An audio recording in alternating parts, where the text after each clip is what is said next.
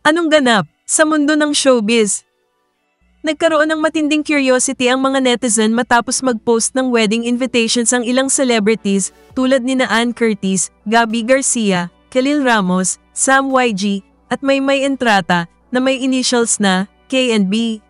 Itinagurian ng mga celebrities ang nasabing event bilang biggest wedding of the year na nag-iwan ng maraming tanong sa mga netizen kung sino nga ba ang ikakasal.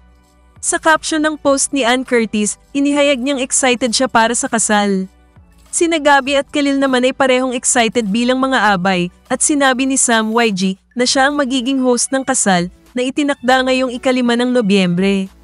Ayon sa mga netizen, may posibilidad na ito ay isang marketing stunt para sa isang produktong hindi pa inire-reveal. Nagbigay ito ng malaking usap-usapan at pag-aabang sa social media na lalo pang nagpapalakas ng interes sa kung ano o sino nga ba ang nasa likod ng engranding kasalan.